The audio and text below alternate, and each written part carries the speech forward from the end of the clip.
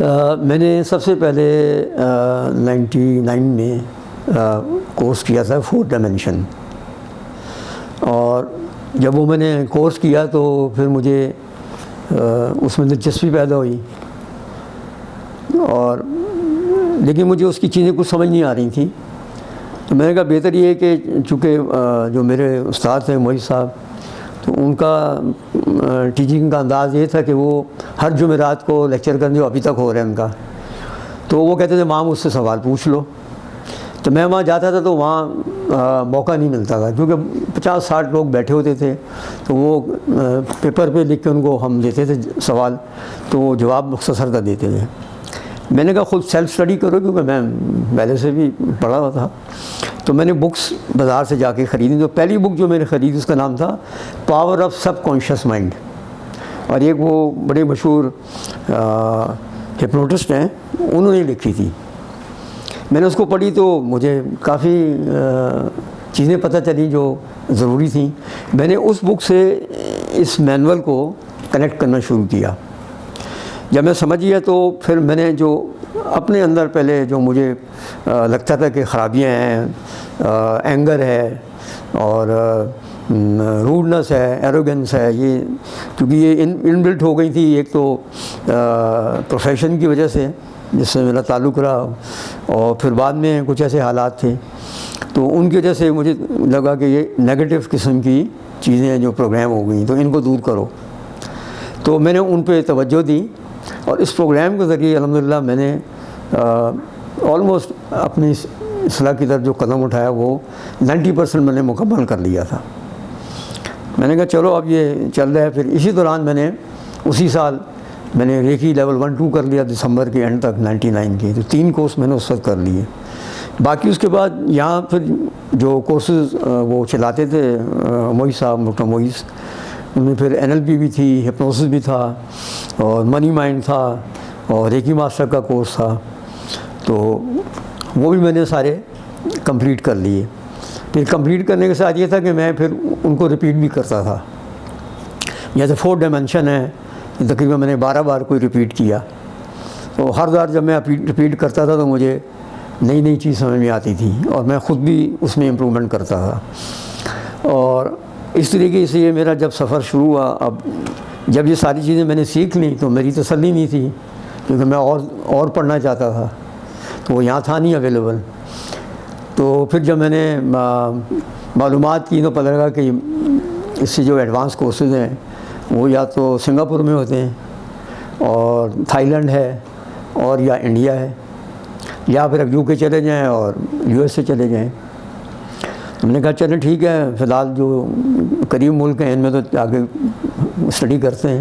تو میں نے سنگاپور گیا، وہاں میں نے ایک کورس کیا، پھر ایک کورس وہاں چل رہا تھا تھائی لینڈ میں، وہ میں نے کیا، اور اس کے بعد 2001 آ گیا، تو پھر میں نے چھٹیاں لی تو ہم یورپ جانے کا پروگرام بنایا، تو اس میں 14 دن کا اسٹے جو تھا وہ UK کا بھی تھا۔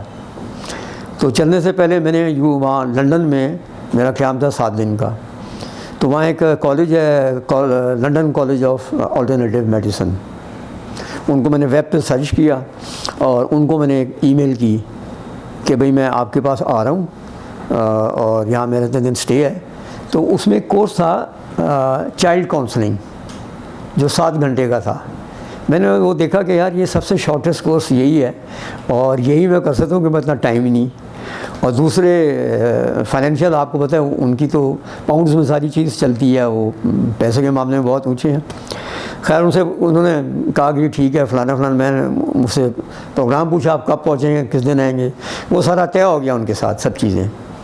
تو جب میں وہاں پہنچا تو میں کالج میں چلا گیا، وہاں جب گیا تو انہوں نے کہا بالکل کل آپ کی کلاس ہے۔ تو وہاں ایک صاحب بیٹھے تھے، تو انہوں نے انٹروڈیوس کرایا کہ انہوں نے مجھ سے، میں نے ان کو اپنا یہ CV دیا، تو کہنا اچھا آپ تو ریکی بھی جانتے ہیں؟ تو میں نے ان سے کہا، کہنے کہ میرا نام مارٹن لی ہے اور آئی ایم ریکی ٹیچر، تو ہیو یو ڈن ریکی ماسٹر؟ میں کہا نو۔ کہ why don't you do it? میں نے کہا آپ کی فیس کون دے گا؟ ان کے زمانے میں تو پتہ نہیں ہزاروں میں فیس ہوتی تھی پاؤنڈ میں۔ کہتے ہیں نہیں یہ ایسی مشہور ہے میں آپ کو ڈسکاؤنٹ کر دوں. میں نے کہا نہیں پھر بھی آپ بتائیں, میں تو ٹورسٹ ہوں اس وقت, اور میں نے آگے بھی جانا ہے, یورپ بھی جانا ہے, یہاں بھی گھومنا ہے, تو مجھے اپنے وہ فائنینسز کو مینیج کرنا ہے. تو کہنے لگے کہ اچھا کل آپ پہلے کورس کریں یہ, اور اس کے بعد میں شام کو آپ کو بتاؤں گا. تو خیر میں نے کورس اٹینڈ کیا, جب ختم ہوا تو وہ سرٹیفکیٹس وغیرہ دینے کے لیے لے لیں آپ. تو مجھے کہنے لگے یار یو جسٹ پے 300 pounds. میں نے کہا this is too much, I can't pay you. کہتے this is just nominal fee, you can say this is not even فی. میں کہا لک آئی ایم ٹورسٹ, تو میں تمہیں 250 pounds دیتا ہوں, that to I will give you through credit card, کیونکہ کیش جو میں لایا ہوں وہ میں بچا کے رکھوں گا اور میری لمٹ کافی ہے. کہتا نو پرابلم. تو انہوں نے ریکی ماسٹر بنا دیا, بن گیا. وہیں انہوں نے میرا سرٹیفکیٹ بھی تیار کر دیا, مینول بھی اپنا دے دیا, ٹیکنیکس بھی سکھائیں. کہنے گے ٹائم ہے تمہارے پاس؟ میں نے کہا کہتا صبح آ جاؤ. ٹھیک ہے, صبح گیا, 2-3 گھنٹے لگائے, سمجھایا مجھے ریکی ماسٹر کی اٹونمنٹ کیسے دیتے ہیں, کس طرح کرتے ہیں, اور ساری چیزیں. مجھے پہلے سے میں نے کیا تھا, جب میں نے ان کو بتایا نا کہ میں تو ریکی میں PhD کیا کرنے جا رہا ہوں, میں اس پہ ریسرچ کر رہا ہوں, تو بڑے حیران ہوئے. کہتے کہ ایک مسلمان ریکی کے اوپر. میں نے کہا تمہیں اتنی انٹرسٹ کیوں ہوگی؟ میں کہ یہ ہمارے ریلیجن سے قریب ہے, لیکن ہم اس کو سمجھ نہیں رہے, ہم اس کو کسی اور پرسپیکٹو میں دیکھتے ہیں. خیر الحمدللہ انہوں نے مجھے سکھایا, میں نے اپنا دورہ مکمل کیا, واپس آیا. اب جب یہاں آیا تو مولوی صاحب سے ملاقات ہوئی. اچھا مولوی صاحب سے ماشاءاللہ بڑی اچھی دوستی بھی ہو گئی تھی, اور ہی واز ویری نائس بڑے. تو انہوں نے پھر ہمارے بعد میں 2 ورکشاپ بھی کروائے. تو جب میں نے ان کو بتایا, کہنے کہ یار تو آپ نے بہت زیادتی کی, آپ ادھر سے ریکی ماسٹر بن کے آگے سیکھا آپ نے مجھ سے ہے. میں کہا سر آپ کی فیس بہت زیادہ ہے. تو تم سے کس نے کہا تم فیس دو؟ یہ تو ہوتا نہیں ہے نہ, آپ کسی کو فیس چھوڑتے ہیں. کہتا نہیں آپ جو مرضی ہے آپ کی دے دینا, لیکن آپ ریکی ماسٹر مجھ سے کرو گے. میں کر چکا ہوں. کہتا نہیں پھر بھی مجھ سے کرنی, میں آپ کو دکھاؤں گا. انہوں نے مجھے سرٹیفکیٹ دیا بعد میں. تو میں کہا ٹھیک ہے سر. کہنے کہ صبح آ جاؤ, بلکہ جمعرات والے دن 2 بجے آ جانا, میں ٹورنامنٹ کروں گا اس دن. یہاں کلاس بھی وہ لیکچر بھی ہوگا میرا, تو اب ہم لیکچر نہیں کریں گے اس دن, آپ کی سیلیبریشن کریں گے, تو میں اور بھی لوگوں کو بلا لوں گا. میں نے کہا ٹھیک ہے جی. تو خیر جی انہوں نے وہ طرح کی مجھے کچھ کسی نے کہا سروش نے, میں یا ان کو اماؤنٹ آپ دے دیں ان کو, اور کچھ بکے وغیرہ دے دیں ایسے گفٹ کے طور پہ. اچھا نہیں, ٹھیک ہے جی. میں نے ان کو دے دیا, بہت خوش ہوئے بہرحال. تو وہ انہوں نے پھر وہاں کلاس میں میرا جی از ناؤ ریکی ماسٹر, اور میں نے اٹون کر دیا ہے. چلا جی بڑی خوشی کی بات ہے. اب اس دوران میرے ذہن میں چلا تھا کہ یار یہ ریکی میں آگے کیسے جاؤں. اچھا ان کی وہاں وہی صاحب کے آفس میں لگی تھی PhD کی ڈگری, جو کہ سری لنکا سے نے کی تھی. تو سروش صاحب کو میں نے کہا یار یہ سری لنکا کا پتہ کرو, ہم بھی وہیں جاتے ہیں. میں نے کہا ٹھیک ہے. تو ہم نے معلومات کی, تو یہاں 4-5 وہ تھے انسٹیٹیوٹ جو اب سارے بند ہو گئے, جو سری لنکا کی ڈگریز کے لوگوں کو پڑھاتے تھے. تو ہمیں ڈاکٹر بسی صاحب تھے, آپ جانتے ہوں ان کو, وہ کالج آف انٹرنیشنل اکوپنکچر, اچھے مشہور آدمی تھے. ہاں, تو وہ انہوں نے یہاں ایک یونیورسٹی روڈ پہ وہ دیا ہوا تھا اپنا کیمپس. تو میں ان کے پاس چلا گیا, تو وہ جانتے تھے کیونکہ مولوی صاحب کے پاس آتے تھے. تو انہوں نے مجھ سے پوچھا, میں نے کہا جی میں نے یہ کرنا ہے, ساتھ مجھے آپ سے اکو پریشر اور ریفلیکسالوجی بھی سیکھنی ہے. کہنے کہ ٹھیک ہے. انہوں نے وہ بھی سکھائی. اس کے بعد کہنے کہ ٹھیک ہے. میں کہا جی میں PhD کرنی ہے. کہتے ہیں نارملی ان کے 2 طریقے ہوتے ہیں, یا تو آپ پڑھیں یا آپ تھیسس لکھیں. تو آپ تھیسس لکھیں, وہ مجھے دکھائیں, میں اس کو دیکھوں گا اور وہ پھر میں آگے بھیج دوں گا. خیر جی ہم نے لکھنا شروع کیا, 6 مہینے لگ گئے. وہ اب پاکستان میں اتنی کتابیں نہیں تھیں ریکی کی, کچھ میں باہر سے لے کر آیا تھا, کچھ میں نے انٹرنیٹ سے دیکھا پڑھا. پھر یہاں جتنی بھی تھی میں نے سب کو اسٹڈی کر کے الحمدللہ میں نے 280 صفحوں کی ایک پوری تھیسس لکھی ریکی کے اوپر. بہت اس میں اپنے کمنٹس بھی دیے کہ بھئی یہ کیا ہے کیا نہیں ہے. ان کو دی, وہ کہنے گیا آپ نے تو بہت نہیں موٹی لکھ دی, یہاں تو 120 صفحے کی لکھتے ہیں. میں کہا نہیں مجھے خالی ڈگری نہیں چاہیے, مجھے کچھ آگے دینا بھی ہے. خیر ہی چلے گئے وہ. مجھے اس کا انہوں نے فون کیا کہ بھائی وہ مبارک ہو آپ کی ڈگری تو اپروو ہو گئی ہے وہ, تو میں جا رہا ہوں آپ چلیں گے ساتھ؟ جی بالکل, کنوکیشن تھا تو جی ہم دونوں ساتھ چلیں گے, وہیں کنوکیشن بھی اٹینڈ کریں گے, ڈگری بھی لیں گے, اور انہوں نے کہا جی آپ کو گولڈ میڈل بھی ملے گا. ٹھیک ہے جی, چلے گئے الحمدللہ. وہاں گئے تو گولڈ میڈل دیا انہوں نے سارا کچھ, اور وہ سرٹیفکیٹ بھی آپ کو دکھاؤں گا. تو انہوں نے کہا جی کہ آپ پہلے بندے ہیں وہ بھی مسلمان اب پاکستان سے پہلے جس نے ریکی کے اوپر ریسرچ کی ہے, اور یہ اتنی آپ نے تفصیل میں کی ہے کہ ہم بڑے حیران ہیں کہ یہ کیسے آپ نے یہ ساری. میں کہا جی اصل میں بات یہ ہے کہ ہم نے مسلمانوں کے اندر ریکی ہے ہی نہیں, ہم نے تو مسلمانوں میں ریکی سیکھی نہیں ہے. یہ تو گھومتی رہی ہے سارے بدھ مت میں, ہندوازم میں, پھر کرسچینٹی میں, اور پھر جس کے پاس گئے اس نے اپنے مذہب کے حساب سے اس کو وہ کر لیا. مسلمانوں میں تو آئی نہیں یہ چیز, لیکن یہ ہمارے ریلیجن کے بہت قریب ہے, کیونکہ اللہ تعالیٰ نے ہر چیز اس دنیا میں انرجی پہ پیدا کی ہے.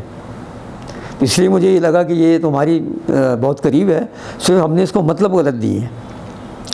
اور دوسری یہ کہ ہم اس سے کنفیوز ہوتے ہیں, اس کے اندر جو سمبلز یوز ہوتے ہیں کہ جی یہ کیا ہے. میں نے کہا میں تو سمبل کے بغیر بھی جب ریکی کا تصور کرتا ہوں ریکی فلو شروع ہو جاتی ہے. تو میں نے پھر ان کو بتایا کہ اصل میں یہ سمبلز بھی جو ہے نا یہ بھی سارے ایک وہ جیسے کہتے ہیں نا کہ ایک آپ نشانی رکھتے ہیں یاد کرنے کے لیے. تو میں نے کہا یہ دراصل سمبل جو ہیں ان کے بارے میں جو تحقیق ہوئی بعد میں, تو ایک کپل تھا, آپ نے بھی شاید کتاب پڑھی ریکی فائر, تو وہ ایک رجاوا اینڈ پیٹر ہیں, میاں بیوی ہیں دو, وہ دونوں ریکی ماسٹر بھی ہیں. وہ گئے تھے 1992 میں جاپان, انہوں نے 3 سال گزارے تھے. تو انہوں نے ڈاکٹر یسوئی کے اوپر پوری ریسرچ کی. وہاں ڈاکٹر یسوئی کے جتنے رشتہ دار تھے, ڈاکٹر یسوئی جو تھے اس کے بانی تھے ریکی کے, جنہوں نے ریکی کو دنیا میں انٹروڈیوس کرایا تھا. تو ان کے رشتہ داروں سے ملے اور ان تمام جگہوں پہ گئے جہاں جہاں یسوئی نے کہا تھا کہ میں بیٹھ کے. دراصل انہوں نے یسوئی نے اس کو دریافت اس طرح کیا تھا کہ وہ ایک دن مراقبہ کرنے گئے, اور بدھ مت میں روزے بھی رکھتے ہیں, ان کا اپنا طریقہ ہے. تو اپنے جو ان کے استاد ہیں وہ کہنے گے ایک پہاڑ ہے ماؤنٹ کرونا اس کا نام ہے, میں وہاں جا رہا ہوں, اور وہاں میں 21 دن مراقبہ کروں گا, اور اس کے بعد میں واپس آ جاؤں گا. جب وہ وہاں گئے, انہوں نے 21 دن مراقبہ کیا. ان کے بقول جو یہ کہانی انہوں نے خود بتائی کہ مجھے لگا کہ میرے اندر کوئی غیر معمولی انرجی پیدا ہو گئی ہے. ٹھیک ہے جی. اور وہ جب واپس آئے انہوں نے استاد کو اپنے بیان کی ساری چیزیں, تو انہوں نے کہا کہ بھائی ٹھیک ہے. اب وہ جب وہ واپس آئے تو وہاں ان کی جو وہ ملازمہ تھی, جب وہ کھانا لے کے آئی تو اس نے کہا کہ میرے سر میں بڑا درد ہے. تو اس کے سر پہ ہاتھ رکھ کے اس طرح کیا, کوئی 5 منٹ اس کے سر کا درد دور ہو گیا. اب وہ حیران تھی کیا کیا, اس نے کہا مجھے خود پتہ نہیں کیا ہے. تو اس سے یہ ثابت ہوا کہ جو تھی نا کہانی ہم نے کہ جی وہ بیٹھے تھے, ان کو ایک تیز روشنی آ کے ٹکرائی ان کے ماتھے سے, اور پھر وہ ان کو مطلب انلائنمنٹ ہوگی, سب غلط ہے. انہوں نے کہا ایسی کوئی چیز نہیں ہوئی تھی. تو اس کے بعد انہوں نے کیا کہ وہ جو جب ریکی سے کہانی شروع تو جاپانی قدامت پرست ہیں بہت, تو وہ اپنی چیزوں کو شیئر نہیں کرتے. تو جب یہ استاد اپنے اسٹوڈنٹس کو ریکی پڑھاتے تھے تو یہ ان کو 5 اصول پڑھاتے تھے جو ریکی میں بڑے مشہور ہیں, 5 پرنسپلز آف ریکی. اس میں ایک ہے اخلاقی اصول بھی ہیں, اور وہ میں سنوں ہمارے مذہب کے بھی بہت قریب ہیں. اس میں ایک ہے جی کہ today only I will not anger today, یعنی آج میں غصہ نہیں کروں گا. نمبر 2 کہ today I will not worry, آج میں پریشان نہیں ہوں گا.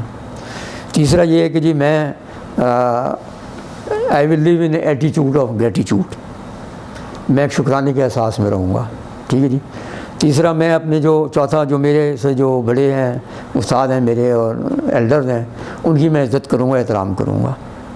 اور 5واں تھا کہ مجھے جو کچھ بھی ملا ہوا ہے میں اس پہ خوش ہوں.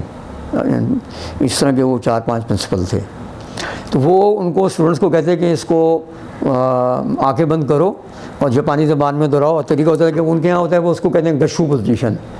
تو وہ بیسیکلی اس میں بھی ایک حکمت ہے کہ جب آپ دونوں ہاتھوں کو جوڑتے ہیں تو یہ جو ہمارے پریشر پوائنٹس اللہ تعالیٰ نے بنایا ہے ہتھولیے میں, جن سے ہمارے مختلف آرگن منسلک ہیں, یہ جب جوائنٹ ہو جاتے ہیں تو ان میں بھی آپس میں انرجی فلو شروع ہو جاتی ہے. تو وہ اس طرح کے بند کر کے یوں بیٹھ کے اور وہ ان اصولوں کو دہراتے تھے, تو ان کے اندر انرجی فلو ہونی شروع ہو جاتی تھی, یہاں تک کہانی ختم ہو گئی.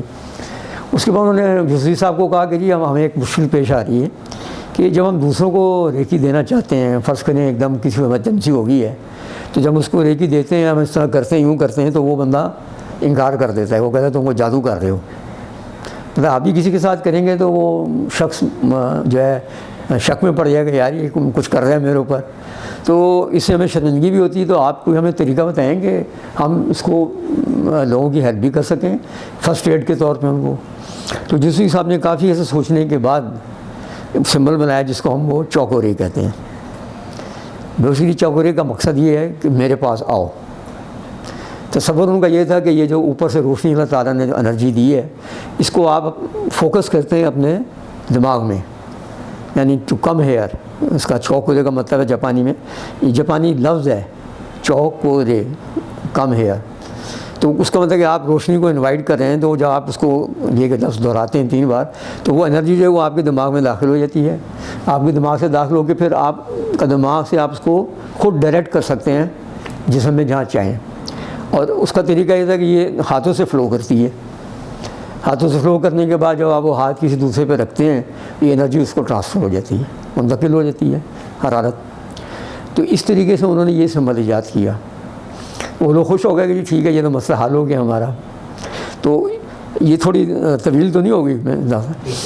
اس کے بعد پھر یہ ہوا کہ کچھ عرصے بعد یوسفی صاحب چلے گئے. وہاں پہ ایک بستی تھی بھکاریوں کی، جس میں وہ 8-10 ہزار بھکاری رہتے تھے. وہ بھیک مانگتے تھے سارا کچھ، اور کافی ان میں اس زبان میں بہت غربت تھی اور بادشاہ تھی وہاں. تو کسی نے ان کو یوسفی صاحب کو کہا آپ جائیں یہاں پہ، ان کا علاج کریں، ان کو یہ بھیک مانگنا بند کر دیں. یہ وہاں چلے گئے. انہوں نے انکار کر دیا کہ ہم تو آپ کو نہیں رکھیں گے، یہ ایک ہی شرط ہے کہ آپ بھی ہماری طرح میلا کچھ ایسا لباس پہنو گے اور ہماری طرح رہو گے، اور پھر ہم آپ کو یہاں رہنے کی اجازت دیں گے. یوسفی صاحب نے کہا ٹھیک ہے. یہ بیٹھ گئے ان کے ساتھ. انہوں نے ان کی آہستہ آہستہ وہاں تربیت شروع کی اور ان کو ریکی سکھائی. تو اب وہ کافی حد تک ان کے اندر جو خرابیاں تھیں، کمزوریاں تھیں، وہ انہوں نے دور کر دیں. تو کہتے ہیں یہ خود ہی جو ان کی کتابوں میں سے ملا یوسفی صاحب کی، انہیں 2-1 سال کے ساتھ گزارے اور پھر یہ واپس آ گئے.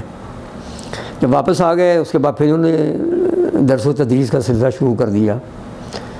تو انہوں نے یوسفی صاحب بہت تھوڑے عرصے زندہ رہے. 1918 میں انہوں نے 1918 میں انہوں نے اس کو دریافت کیا تھا اور 1926 میں ان کا انتقال ہو گیا تھا. تو اس دوران ان کے شاگردوں میں ایک تھے نیول آفسر، وہ نیوی سے ریٹائر ہو گئے تھے، چوجیرو ہایاشی. تو وہ ان کے شاگرد بن گئے یوسفی صاحب کے. پھر یہ خاتون تھی، ان کا نام تھا تکاتا، مسز ہایو تکاتا. وہ بیسیکلی تھی تو جاپانی، لیکن اس میں ہوائی آئی لینڈز میں جا کے آباد ہو گئی تھیں 1940 میں. وہ وہاں جا کے رہ رہی تھیں. تو وہ ریکی سیکھنے آ گئی تھیں واپس، وہ بھی ان کے ساتھ تھیں. بعد میں انہیں 2 حضرات نے ریکی چلائی دنیا میں. تو ریکی جو یوسفی صاحب تھے، انہوں نے کوئی ڈاکٹر اچھا اس دوران جب انہوں نے یہ بھکاریوں کے ساتھ یہ سارا کچھ سلسلہ کیا، تو پھر ان کو اب ریکی ماسٹر بنانا تھا. تو یہ اس وقت کوئی اٹیونمنٹ نہیں تھی ریکی ماسٹر کی. ٹریننگ اور آپ کی اخلاقیات کیسی ہیں، کہ وہ اخلاق کی چیز پہ بہت زور دیتے تھے. وہ اس پہ وہ آدمی کو اس کی ایڈوانس ٹریننگ دیتے تھے. اب تو ان کی بکس بھی آ گئی یوسفی کے ہاتھ کی لکھی ہوئی، انگلش میں ٹرانسلیٹ ہوئی، جو جاپانی میں لکھی ہوئی تو اس کا ترجمہ ہے. تو اس میں یہی پتہ لگتا ہے کہ وہ کوئی مخصوص طریقہ نہیں تھا اٹیونمنٹ دینے کا، لیکن بہرحال کچھ نہ کچھ وہ انرجی کو چینل کرنے کے لیے وہ کچھ انتظام کرتے تھے. تو ان کی یہ یوسفی صاحب کی یہ جب تعریف جو تھی، جو ان کا ایمپرر تھا، میجی ایمپرر اس کا نام تھا، اس تک پہنچی. اس نے ان کو بلایا، اس نے خوش ہو کے ان کو سر کا خطاب دے دیا، ڈاکٹر کا، بلکہ سینسی کہتے ہیں وہ جاپانی، عزت سے کسی کو ہم لوگ سر کہتے ہیں. تو وہ ڈاکٹر بعد میں ان کو خطاب دے دیا آنریڈی سینسی کے طور پہ. جیسے ڈاکٹر مکو یوسوئی کے نام سے یہ مشہور ہو گئے، لیکن ڈاکٹر نہیں تھے. بنیادی طور پہ یہ بدھسٹ تھے مکو یوسوئی صاحب، اور ایک ٹیچر تھے. ٹھیک ہے. تو یہ اس طرح دیکھی تھی. انہوں نے پھر یوسفی صاحب نے ایک دورے بھی کیے، جو ان کا ذکر ملتا ہے. یہ تبت بھی گئے، پھر انڈیا بھی گئے، پھر وہاں ہندوؤں سے بھی انہوں نے ہندوازم میں بھی جا کے اس کو دیکھا اور کچھ نہیں ملا. تو پھر ان کو کچھ سراغ ملا تھا تبت میں. ان کی جو بدھ مت کی جو کتاب ہے نا، وہ پتھروں میں لکھی ہوئی ہے. بڑے بڑے پتھر ہیں، اس میں ان کا لوٹس سترا یا کچھ ایسے نام ہے ان کا مقدس، وہ ان پہ کچھ اپنی زبان میں کچھ چیزیں لکھی، ان میں سے کوئی ان کو فارمولہ ملا تھا، اسی فارمولوں کو آزمانے کے لیے یہ مراقبہ کرنے گئے تھے، لیکن وہ پتہ نہیں ہے کیا تھا، کیونکہ یسوعی صاحب نے اس چیز کے بارے میں کوئی تفصیل نہیں بتائی۔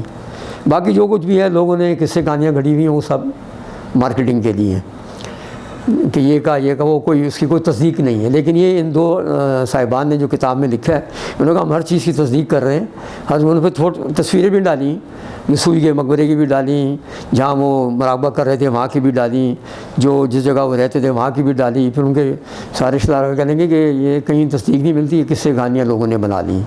تو پھر یہ بات زیادہ اس کے بیچ میں جو ریجنگ میں تبدیلیاں ڈالیں وہ مسز تکاتا نے ڈالیں، کیونکہ یہ پھر جب ڈاکٹر یسوع کی انتقال ہو گیا تو یہ جاپان سے چلی گئیں اور جا کے دوبارہ سے ہوائی میں انہوں نے یہ ریکی سکھانی شروع کر دی تھی، لیکن اس کو کچھ پتہ نہیں تھا اس کا۔ تو پھر انہوں نے اس کے بیچ میں اور سمبل جو تھے یہ مسز تکاتا نے ایڈ کیے۔ اچھا ہاں، ایک میں بیچ میں لنک رہ گیا کہ لیول 2 کا جو اس میں ایک سمبل ایک آتا ہے، بلکہ 2 سمبل آتے ہیں، یہ یسوع صاحب نے دیے تھے۔ یہ اس طرح دیے تھے کہ جب وہ ایک دن دوبارہ وہاں بستی میں گئے تو وہ دیکھا وہ دوبارہ سے بھیک مانگ رہے تھے، تو انہوں نے کہا بھائی میں نے تو آپ لوگوں کا علاج کیا 2 سال، سارا کچھ کیا، پھر بھیک مانگ رہے ہو؟ تو انہوں نے کہا آپ نے ہمارا تو صرف فزیکل علاج کیا تھا، ہمارا روحانی جسمانی علاج تو جذباتی علاج تو کیا نہیں، نہ ہماری اسپریچول ہیلنگ کی، نہ ہماری مینٹل ایموشنل ہیلنگ کی، تو آپ وہ کرو۔ تو پھر انہوں نے یہ 2 سمبل ایجاد کیے یسوع صاحب نے، جس کو ہم لیول 2 میں کہتے ہیں سہے کی اور ہونشا زیشونن۔ یہ اس طریقے سے ایکچولی ان کی ترتیب ہے۔ تو ان میں جو ہے ہونشا زیشونن جو ہے یہ مطلب اگین جاپانی الفاظ کا وہ ہے مجموعہ۔ ہونشا زیشونن جو ایک سمبل ہے، یہ جاپانی یعنی کہ ان کی جو گرامر ہے نا اس کو کانجی کہتے ہیں، یہ اس کا حصہ غصے میں نہیں ملا۔ باقی چوکرے ہے، ہونشا زیشونن ہے، ان کے کانجی میں ملتے ہیں۔ اور یہ ڈائکو مایو جو ہے یہ بھی نام بعد میں مسز تکاتا نے دیا، ٹھیک ہے، جو ماسٹر سمبل ہے۔ تو اس طریقے سے اچھا ریکی جو ہے اس کی تاریخ یہ بتاتی کہ یہ ہزاروں سال سے مختلف مذاہب میں اس کو لوگ پریکٹس کرتے تھے، کوئی فیتھ ہیلنگ کے نام سے کرتا تھا، کوئی ٹچ ہیلنگ کے نام سے کرتا تھا، کوئی لائٹ ہیلنگ کے نام سے کرتا تھا، پھر اسی طرح کرسچن نے اس کو کوئی نام دے دیے اور جیوز نے کوئی نام دے دیے۔ تو یہ پھر جن جن مذاہب میں گئی تو ان سب نے اس کو اپنے اپنے عقیدے کے مطابق استعمال کیا، یعنی بدھ مت والے جو ہیں وہ اپنے عقیدے سے اس کو استعمال کرتے ہیں، وہ اپنی اس میں چیزیں ڈال دیتے ہیں۔ جو ہندو ہیں انہوں نے اس میں ڈالی۔ اب یہ چکرا سسٹم جو ہیں، یہ میں آپ کو پہلی بار بتا رہا ہوں کہ یہ ریکی میں نہیں تھے، یسوع صاحب نے چکرا سسٹم ڈاکٹر یسوع نے نہیں ڈالا تھا ریکی میں، یہ بعد میں ہندوؤں نے ڈالا، کیونکہ چکرا جو ہے بیسیکلی یہ یوگا کا ایک حصہ ہے، ٹھیک ہے جی۔ یوگا کے اندر جو ہے آپ کو چکرا سے پڑھاتے ہیں کہ انرجی سینٹرز، انہوں نے یہ جب ریکی میں ڈالے تو مسز تکاتا نے اس کو اڈاپٹ کر لیا، مان لیا کہ ہاں بھائی یہ اچھی چیز ہے، اس سے لوگوں کو سمجھنے آسانی رہتی ہے، تو اس طرح اس کے اندر یہ چیز اس میں ایڈ ہو گئی۔ تو یہ بیسیکلی یسوع صاحب کی چیز نہیں تھی یہ چکرا سسٹم۔ تو اس طرح جب یہ ریکی جو ہے جب ہمارے پاس آئی مسلمانوں میں، جب ہم لوگوں نے سیکھی ہم کنفیوز ہو گئے۔ وہ اس لیے ہو گئے کہ جب وہ آپ سمبلس کو آپ یوز کرنے لگے تو کہتے ہیں بھائی یہ کیا ہے، یہ تو اللہ کے ساتھ شرک کر رہے ہیں۔ تو بات صحیح تھی کسی حد تک یہ کہ آپ اس سے کیوں مدد طلب کر رہے ہو۔ اب مسئلہ سے صرف یہ تھا کہ ان الفاظ کے جو مطلب ہیں، جیسے میں نے بتایا کہ چوکورے، اس کا جاپانی میں مطلب ہے میرے پاس آؤ۔ تو آپ اللہ کا تو آپ ویسے بھی کہتے ہیں میرے پاس اللہ، یا اللہ مجھ سے راضی ہو جائے، میں تیرے ساتھ، میں تو اس سے راضی ہوں۔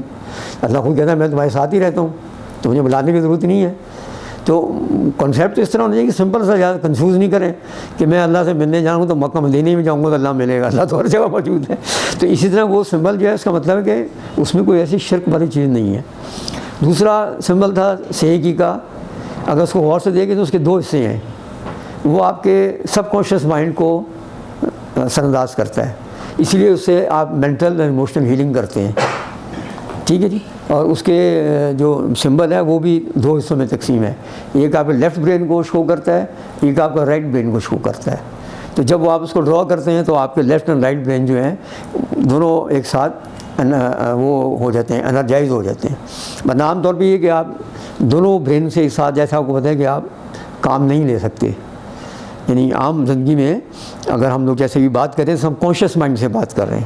اور کانشیس مائنڈ کیا ہے؟ جو ہمارا لیفٹ برین ہے. لیفٹ برین ہمارے اللہ تعالیٰ نے دماغ کے دو سے بنائے ہوئے ہیں, right brain left brain hemisphere جن کو کہتے ہیں. تو یہ جو رائٹ برین ہیمسفیئر ہے یہ ایکٹیو رہتا ہے 14 سال کی عمر تک. جب بچہ پیدا ہوتا ہے اور پھر وہ 14 سال تک جاتا ہے تو رائٹ برین سے کام لیتا ہے. تو اس لیے چھوٹی عمر کے بچے بڑے برائٹ ہوتے ہیں. برائٹ سے مراد یہ ہے کہ ان میں تخلیقی صلاحیتیں بہت ہوتی ہیں, امیجنیٹو ہوتے ہیں, اور ہر چیز میں آپ کوشچن کرتے ہیں, آتا ہے کیا یار وقت سب باتیں کر رہا ہے. تو اس وقت اس کی فیکلٹیز ڈیولپ نہیں ہوتی ہیں لیفٹ برین کی. جو آپ کی بعد میں بلوغت میں آ کے جو فیکلٹیز ڈیولپ ہوتی ہیں نا وہ نہیں ڈیولپ ہوتی. تو اس وقت یعنی اس کو کہتے ہیں کچا ذہن ہوتا ہے. تو ہر وقت وہ آپ سے سوال کر رہا ہوتا ہے, یعنی کوشچن کر رہا ہوتا ہے. تو وہ اس وقت رائٹ برین سے کام لے رہا ہوتا ہے. پھر جو وہ بڑا ہونا شروع ہوتا ہے پھر ہم اس کو ڈانٹ کاٹنا شروع کرتے ہیں, اس کو اگنور کرنا شروع کرتے ہیں. پھر وہ اسکولوں میں جاتے ہیں, وہاں وہ بات چیت کرتے ہیں, تو وہ اس کا جو رائٹ برین ہے پھر وہ بند ہونا شروع ہوتا ہے اور لیفٹ برین کام کرنا شروع کر دیتا ہے. اب جو زندگی میں سارے آپ کے تجربات ہیں یا جو کچھ ہم نے کیا وہ لیفٹ برین میں ہے, لیکن اصل جو رائٹ برین ہے یہ آپ کا ایک طرح کا ڈیٹا بینک ہے آپ کا, یعنی کہ اس میں ساری زندگی بھر کا ریکارڈ موجود ہے. اسی لیے وہ کہتے ہیں اس میں ڈی این اے 7 پشتوں کا ریکارڈ ہوتا ہے ایک ڈی این اے کے اندر. یہ بالکل سائنس نے اس چیز کو ثابت کر دیا ہے, اور اسلام میں بھی اس کا ذکر ہے.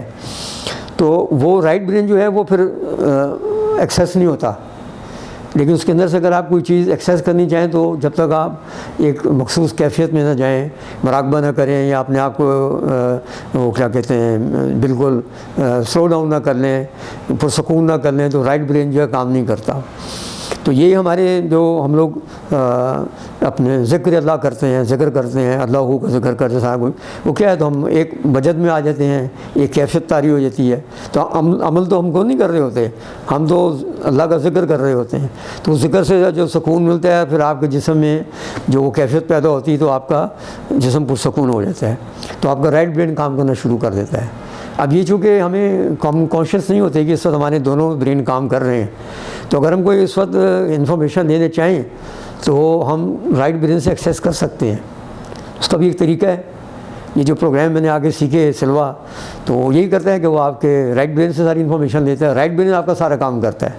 تو سلوا والے جو ہیں وہ کرسچن ہیں, لیکن وہ کیا کہتے ہیں کہ جو آپ کا رائٹ برین ہیمسفیئر ہے یہ آپ کا اسپریچول ورلڈ ہے, ٹھیک, اور لیفٹ برین کو کہتے ہیں یہ آپ کا آبجیکٹیو ورلڈ ہے, یعنی یہ دنیاوی دنیا سے ڈیل کرتا ہے, یہ اللہ سے ڈیل کرتا ہے, ٹھیک ہے. یہاں جو کچھ بھی اوپر سے آنا ہوتا ہے ادھر آتا ہے.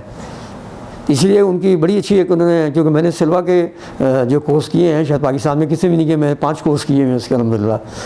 تو وہ ان کی فلاسفی یہ کہ جو کچھ بھی آپ مانگتے ہیں سلوا میں, یا جس کو ہم کہتے ہیں مینیفیسٹیشن کے لیے ہم کوشش کرتے ہیں, وہ کہتے ہیں پہلے وہ چیز اسپریچول ورلڈ میں مینیفیسٹ ہوتی ہے اور پھر آپ کے فزیکل ورلڈ میں مینیفیسٹ ہوتی ہے.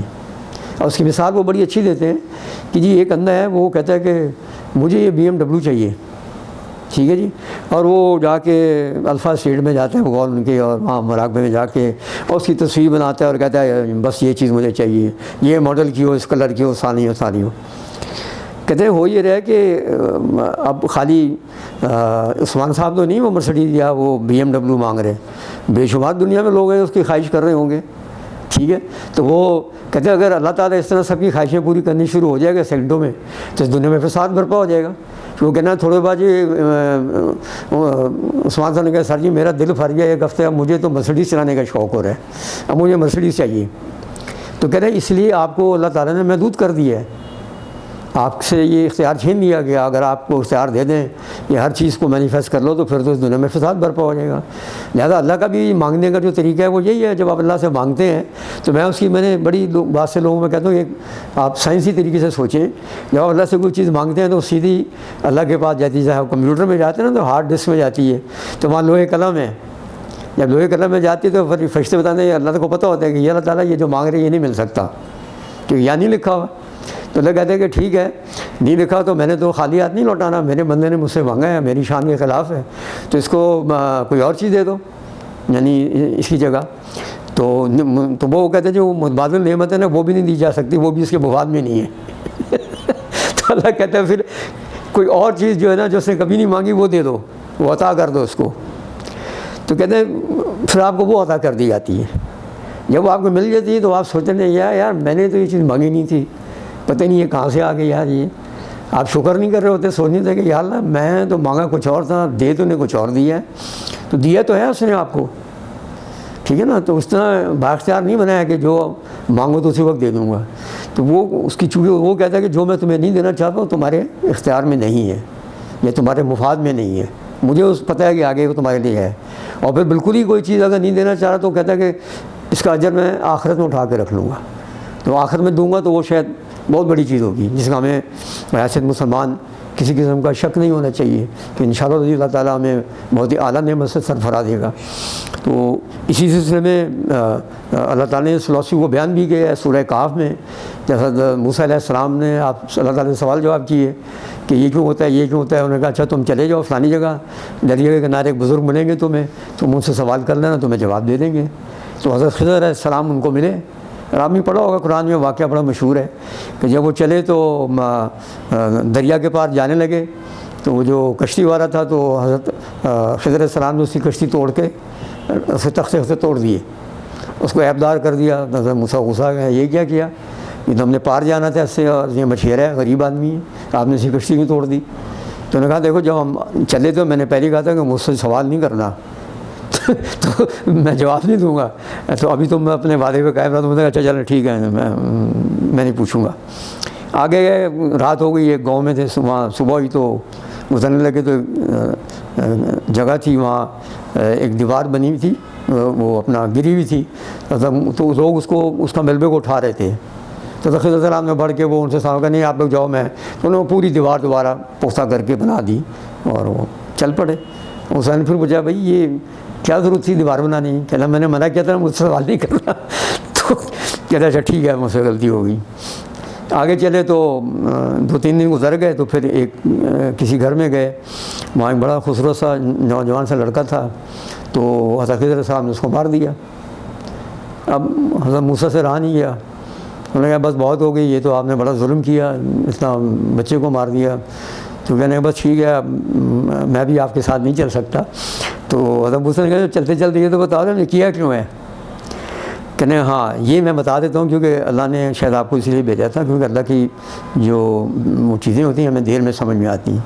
کہنے وہ کشتی جو میں نے اس لیے توڑی تھی کہ اس دن جو پار دریا کے پار جو بادشاہ تھا اس دن اس نے حکم دیا ہوتا کہ آج جتنی بھی کشتیاں آئیں گی ان سب کو قبضے میں لے لینا، اور وہ جتنے بھی ملا ہیں یا مچھیرے ہیں ان کو وہاں قیدی بنا لینا.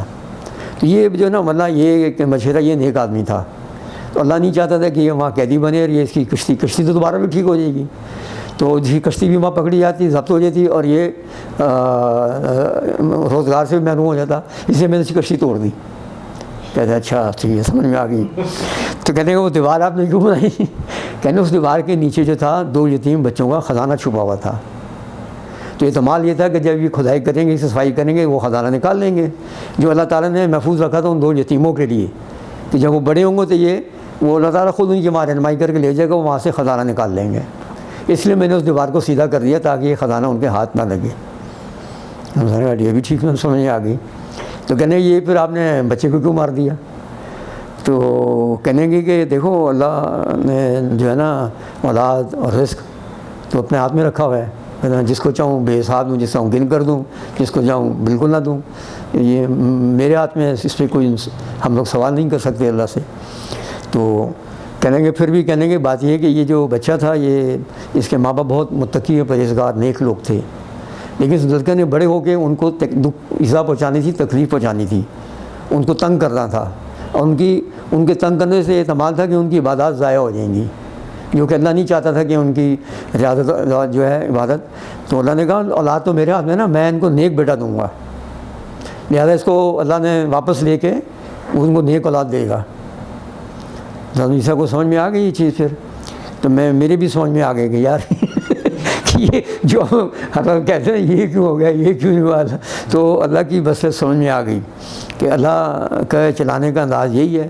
تو اسے میں لوگوں کہتا ہوں دیکھو اللہ نے زمین میں اپنا نظام چلانے کے لیے بندے بھیجے ہمارے اوپر، ہمیں خلیفہ بنا کے بھیجا نا، تو وہ وسیلے بناتا ہے. جب آپ چیزیں مانگتے ہو تو اللہ اوپر سے آسمان سے نہیں بھیجتا. یہ تو اہل بیت میں ایک دو واقعات ہیں کہ حضرت فاطمہ رضی اللہ عنہا نے اللہ سے دعا مانگی تو اللہ نے ان کو جنت سے جوڑا تھا، فرمایا جنت سے کھانے کا سامان بھیجا تھا. لیکن یہ اس مرتبے پہ تو ہم لوگ نہیں پہنچ سکتے. تو ہمیں تو اللہ تعالیٰ جو چیز ہماری وہ منظور کرتا ہے یا ہمیں عطا کرتا ہے تو وہ بندوں کے تھرو آتی ہیں. ٹھیک ہے نا. عثمان صاحب آئیں گے سر میں آج آپ کے لیے فلانی چیز لے کر آیا ہوں, تو وہ اللہ نے بھیجی ہوتی ہے نا, وہ یہ وسیلے ہیں. یا میں نے کسی کو کوئی چیز دینی تو وسیلہ ہے, اللہ تعالیٰ نے مجھے اس کے, تو ہمیں اس پہ کوئی شک نہیں ہونا چاہیے. تو اللہ تعالیٰ دے رہے آپ کو, تو اس لیے اس پہ یقین رکھیں کہ اللہ تعالیٰ ہر انسان کی سنتا ہے اور دیتا اس کو وہی ہے جو اس کے حق میں بہتر ہو. سب سے بڑی جو غلط فہمی ہے وہ لوگ سوال پوچھنے آتے ہیں کہ یہ سمبل ہم کیوں ڈرا کریں تو اللہ تعالیٰ کے ساتھ ہم وہ کر رہے ہیں. میں نے کہا بھائی آپ اس میں مجھے بتائیں نا کہ شرک کا پہلو کیسے ہے کہ نہیں, وہ اس کا تو جاپانی الفاظ مطلب یہ ہوتا ہے کہ آپ اس سے مدد مانگ رہے ہیں. میں نے کہا کہاں لکھا ہے آپ بتائیں مجھے, آپ نے پڑھا, یہ تو سنسکرت کا ورڈ ہے, آپ گوگل پہ جائیں اور اس پہ دیکھیں سنسکرت میں اس کے کیا معنی ہے. تو اگر اس میں کوئی ایسی چیز آپ کو شک شبے والی آتی ہے تو آپ چھوڑ دیں, آپ نہ کریں. اور اگر آپ کو لگتا ہے کہ نہیں اس میں شرک ہو رہا ہے تو مت چھوڑ دیں آپ, پھر کیونکہ آپ کے ذہن سے چیز نکل نہیں سکتی. تو میں نے کہا دیکھیں اب مثال آپ یہ لے لیں کہ آپ دنیا بھر کی دوائیاں کھاتے ہیں, آپ جرمنی کی بھی نہیں دوائیاں کھا رہے ہیں, آپ انگلینڈ کی بنی ہوئی دوائیاں کھا رہے ہیں, ابھی آپ ٹیکے بھی لگوا رہے ہیں امریکہ کے بنے ہوئے, جاپان چین کے بنے ہوئے, تو وہ بھی تو غیر مسلم ہیں. تو آپ کے اندر وہ دوائی تو چلی گئی غیر مسلم کے ہاتھ کی بنائی ہوئی, تو پھر وہ کیا دوائی بھی غیر مسلم ہو گئی. میں بھی یہ تنگ نظری ہے ہمارے دماغ کی, اس پہ نہ آپ جائیں, اس تنگ نظری سے اس انرجی پہ کام نہ کریں, بلکہ آپ اگر اس کو اسٹڈی کرنا ہے ریکی کو تو آپ 3 لاز کو اسٹڈی کریں جو لا آف نیچر ہیں.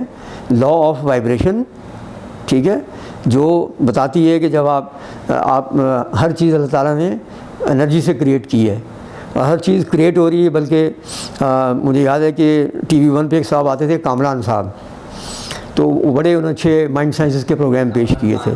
جی ہاں, تو انہوں نے ایک ویڈیو بنائی تھی جس میں ڈاکٹر اشوک بھی تھے اور بھی لوگ تھے, اور اس میں انہوں نے بتایا کہ بھائی سائنس نے جب ڈی این اے کے اندر سب ایٹامک لیول پہ وہ ریسرچ کرتے ہوئے گئے, ڈی این اے گئے, پھر آر این اے آ گیا, فلانا کہتے ہیں, اس سے آگے سائنس کا خیال تھا کہ ڈی این اے سے آگے کچھ نہیں ہے, یعنی یہ انسانی خلیہ ہے, اس کا اگر ڈی این اے لیں تو اس کے بعد آگے خلا ہے.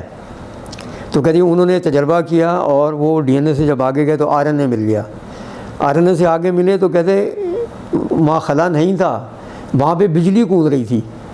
اس کی انہوں نے تصویر دکھائی, کہتے اس کو میں نے 1000 ٹائم علاج کیا, پتہ نہیں کتنی ملین ٹائم علاج کرتے, یوں ایک روشنی کا حال ہے, وہ میرے لیپ ٹاپ پہ محفوظ ہے, کبھی موقع ملا تو آپ اس کی تصویر دکھا دوں گا, وہ کود رہی ہے. تو نے کہا یہ بجلی کہاں سے آ گئی انسان کے جسم میں؟ تو نے کہا کہ یقیناً جو اللہ کہتا ہے نا میں نے آپ میں اپنا روح آپ کے اندر تھوڑا سا روح جب ڈالی, روح پھونکی ہے, تو روح تو اللہ نے بھیجی ہے نا, تو اس میں نور بھی تھوڑا سا پھونکا ساتھ, تو وہ نور موجود ہے آپ کے اندر جس کی وجہ سے اللہ آپ کے ساتھ کنیکٹ رہتا ہے. تو لا آف وائبریشن ہوگی, اس کو پڑھیں غور سے تو پتہ لگے گا کہ بھئی کس طرح آپ جب وائبریٹ کرتے ہیں یا آپ کا جسم وائبریٹ کرتا ہے تو کس طرح آپ دنیا میں ساری وائبریشن جو ارد گرد آپ کے چیزیں جو ہیں جو لہروں میں چل رہی ہیں ان کی وائبریشن بھی چینج ہو جاتی ہے. جب ان کی وائبریشن چینج ہوتی ہے تو جو کچھ آپ مانگ رہے ہیں تو اس کی مینیفیسٹیشن بھی چینج ہو جاتی ہے. یعنی in other word simple words میں یہ کہوں کہ دنیا میں ہر چیز ایک طے شدہ فریکوینسی پہ چل رہی ہے جو اللہ تعالیٰ نے مقرر کی گئی. اس فریکوینسی سے کچھ سے ہم واقف ہیں, کچھ سے ہم نہیں واقف. تو جب ہم اس فریکوینسی سے, یعنی ٹیلی پیتھی ہے, اب ٹیلی پیتھی کیا ہے کہ امریکہ سے بیٹھے ہوئے میں کسی بندے کے ساتھ مینٹل کمیونیکیشن کر سکتا ہوں. کیسے کر سکتے ہیں؟ میں اپنے دماغ سے ہی کروں گا. اس کے لیے ضروری ہے کہ میں اپنے دماغ کو اتنا ٹرین کر لوں کہ میں اس شخص کی دماغ کے ساتھ کنیکٹ ہو جاؤں. جب میں کنیکٹ ہوں گا تو پھر میں اس کو میسیج بھیجوں گا. تو اس کے لیے ضروری ہے کہ میرے پاس پہلے وہ علوم آنے ضروری ہیں کہ میں کیسے اپنے ان علوم کے ذریعے وہ فریکوینسی ایکوائر کروں اور اس بندے کے ساتھ میچ کروں, تو تب جا کے آپ اس کے ساتھ کمیونیکیٹ کریں گے. تو ایک تو لوگوں میں یہ غلط فہمی دور کرنی ضروری ہے کہ آپ سمبل کے جھگڑوں میں نہ الجھیں. ٹھیک ہے, اگر آپ الجھ بھی رہے ہیں تو آپ اس سمبل کو ڈرا ہی نہ کریں. ٹھیک ہے, آپ خالی ریکی کو استعمال کریں اپنی صحت کے لیے, اس کے لیے اور مختلف چیزوں کے لیے, تو وہ کام کرے گی. یہ 3 قوانین جو ہیں ریکی انہی کے تحت چلتی ہے. ٹھیک ہے, جب آپ کسی کے سر پہ ہاتھ رکھتے ہیں تو ریکی کی جو انرجی ہے وہ اس میں خصوصیت ہے کہ وہ آپ کے دماغ کی جو برین فریکوینسیز ہیں ان کو سلو ڈاؤن کر دیتی ہے. اب ہمارا دماغ جو ہے یہ ہر وقت دل کی طرح یہ بھی دھڑکتا ہے, ٹھیک ہے جی, اور یہ 1 سیکنڈ میں 20 ٹائمز وائبریٹ کرتا ہے, ٹھیک ہے. یہ سب چیزیں سائنسی طور پہ طے شدہ ہیں. جب 20 ٹائم وائبریٹ کرتا ہے تو وہ 3 فریکوینسیز میں وائبریٹ 4 فریکوینسیز میں وائبریٹ کرتا ہے. ایک کو ہم کہتے ہیں تھیٹا, جس کی range 30 second cycle per second یا 30 آورس سے لے کے 60 آورس تک ہے. یعنی وہ یہ جس سے میں آپ سے بات کر رہا ہوں, جس سے ہم بالکل اویئر ہوتے ہیں اور بالکل ایکٹیو ہوتے ہیں اور ہم بات چیت کر رہے ہوتے ہیں, تو یہ ہم تھیٹا میں بات کر رہے ہیں. اس کے بعد تھیٹا سے نیچے آتے ہیں الفا. الفا کی رینج جو ہے وہ 7 سے لے کے 14 سائیکل پر سیکنڈ ہوتی ہے. یہ وہ فریکوینسی ہے جس میں ہم سارے کام انجام دیتے ہیں دنیا میں. یعنی کہ اگر آپ اس فریکوینسی کو اور تو جب آپ ہاتھ رکھتے ہیں تو آپ کی جو برین کی فریکوینسی ہے اس انرجی کی ذریعے وہ الفا لیول میں آ جاتی ہے. آپ کا برین جو ہے الفا لیول میں پہنچ جاتا ہے. جب الفا لیول میں پہنچتے ہیں تو الفا لیول جو ہے اس کی رینج ہے 7 سے 14 سائیکل, ٹھیک ہے. تو اس کی جو بیسٹ فریکوینسی ہے وہ کہتے ہیں ایوریج, یعنی آپ 10 سائیکل پر سیکنڈ پہ اگر سوچیں تو جو چیز آپ مانگیں گے وہ آپ کو دے دی جائے گی, ٹھیک ہے. یا آپ اس وقت ذہن میں جو بھی چیز سوچ کے کوئی بیماری یا فرض کریں آپ اس کے بارے میں آپ چاہتے ہیں کہ آپ تو آپ اس کے بارے میں سوچیں گے اور پھر مخصوص طریقے میں تفصیل میں نہیں جاؤں گا, تو آپ اس میں الفا لیول کے ذریعے آپ اس کو اچیو کر سکتے ہیں, ٹھیک ہے. تو الفا کے بعد پھر نیچے آتا ہے تھیٹا. تھیٹا جو ہے وہ پہلے بیٹا تھی, 32 پر 14 to 20 بیٹا ہے, اور 7 to 14 الفا ہے, اور 7 to نیچے 3 تک تھیٹا ہے. تھیٹا جو ہے فریکوینسی جو ہے یہ آپ کے دماغ کو ایک نیم غنودی کیفیت میں لے آتی ہے کہ آپ آدھے سوئے بھی ہوتے ہیں آدھے جاگے بھی ہوتے ہیں, لیکن زیادہ احتمال بھی ہوتا ہے کہ آپ کا دماغ سونے کی طرف مائل زیادہ ہوتا ہے. تو اس میں اگر آپ کوئی چیز سوچنا چاہیں تو اندیشہ ہوتا ہے کہ آپ سو جائیں گے, تو وہاں وہ چیز یعنی کہ شاید مینیفیسٹ نہ ہو سکے. اور جو 3 سے لے کے نیچے اس کو کہتے ہیں ڈیلٹا. ڈیلٹا کے بارے میں میڈیکل سائنس بھی آج تک خاموش ہے کہ اس فریکوینسی میں جب آپ کا دماغ آتا ہے تو دماغ میں کیا ہوتا ہے کچھ نہیں پتہ. لیکن قرآن حکم فرماتا ہے کہ جب آپ رات کو سوتے ہیں تو آپ ایک یعنی کہ موت کی کیفیت بھی آپ پہ طاری ہو جاتی ہے. اسی لیے کہتے ہیں کہ کوئی گہری نیند سو رہا تو اس کو کبھی جھنجھوڑ کے نہیں اٹھاؤ, ہو سکتا ہے وہ اس کیفیت میں ہو اور اس کی موت واقع ہو سکتی ہے. ایسے ہیں کئی مثالیں بھی موجود ہیں کہ آپ نے کسی کو جھنجھوڑ کو اٹھایا تو وہ بندہ شوق سے مر گیا. تو اس لیے یہ دیکھیں مطلب اسلام نے آپ کو ہر چیز کی تربیت دی ہے, اور لیکن ہم اس پہ غور نہیں کرتے. یہ جو میں نے آپ کو بتایا کہ یہ تو سائنس کی تحقیق ہے نا کہ جی ہمارا دماغ تو یہ میں آپ کو بتایا تھا کہ یہ 1 سیکنڈ میں 20 بار وائبریٹ کرتا ہے اور ان 4 فریکوینسیز میں کرتا ہے, ٹھیک ہے. اور جب 4 فریکوینسیز میں کرتا ہے تو ان میں الفا بھی آتی ہے. تو الفا جب آتی ہے تو اس ٹائم اگر آپ کوئی چیز سوچ رہے ہوتے ہیں تو وہ چیز مینیفیسٹ ہوتی ہے. وہ کیسے مینیفیسٹ ہوتی ہے کہ جب آپ وہ چیز سوچ رہے ہیں تو وہ آپ کے دماغ سے نکل کے باہر یونیورس میں چلی جاتی ہے.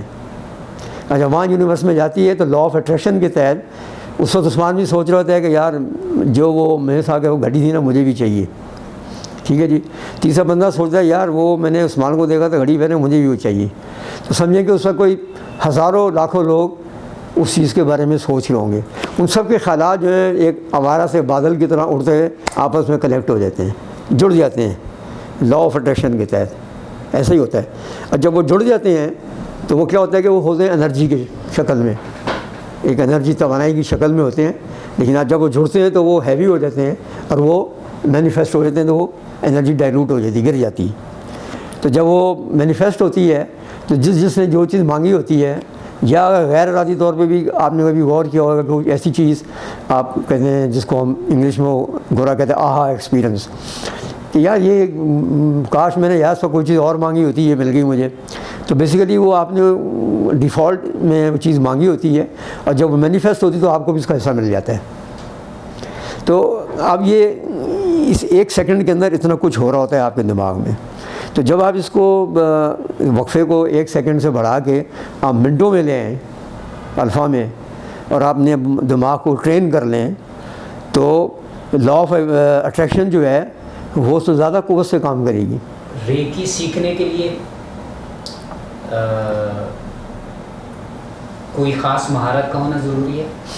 نہیں، کوئی مہارت کوئی ضرورت نہیں. کن کن کاموں میں مؤثر ہے ریکی؟ میرا جو ذاتی ایکسپیرینس ہے وہ یہ ہے کہ ریکی جو ہے یہ جو زیادہ تر نفسیاتی اور دماغی وہ ہوتے ہیں نا امراض، ان میں اچھا کام کرتی ہے. ٹھیک ہے. کچھ ایسے امراض کہ جن میں سرجری چاہیے ہوتی ہے یا سرجری کی ضرورت ہوتی ہے، وہاں ریکی کام نہیں کرتی. وہاں یہ کر سکتی ہے کہ وہاں تکلیف کو کم کر سکتی ہے.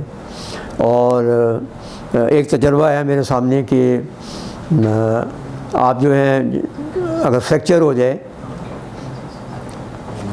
جیسے فریکچر ہو جاتا ہے کسی کا، تو اگر اس کو آپ اس کو پلاسٹر چڑھ جاتا ہے تو اس کو اگر آپ ریکی دیں تو وہ جو فریکچر جگہ ہوتی ہے اس میں ہیلنگ تیز ہو جاتی ہے. وہ اس طرح ہوتی ہے کہ جو ہماری ہڈی میں ایک مادہ جو ہوتا ہے کیلس اس کو کہتے ہیں، جو ہڈی کو جوڑتا ہے. جیسے ہم گلو لگاتے ہیں نا کہ جوڑ دو، تو وہ کیلس جو ہے وہ پیدا ہوتا ہے. تو اسی لیے وہ ڈاکٹر آپ کو کہتے ہیں بھائی 21 دن اس کو باندھ کے رکھنا ہے آپ نے، اس کو ہلانا نہیں ہے، تاکہ وہ جو کیلس ہے وہ پیدا ہوتا رہے، ہڈی جڑتی رہے. یہ قدرتی عمل ہے. تو وہ ریکی جو ہے اس کیلس کو پیدا کرنے میں فاسٹ کرتی ہے. ایسے تجربات کیے ہیں اور ثبوت موجود ہیں کہ وہ کیلس بننا تیز ہو گیا.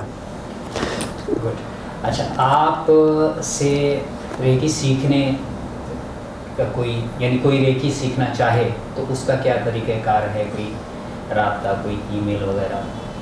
میرے پاس ریکی جو بھی سیکھنا چاہے وہ آ سکتا ہے.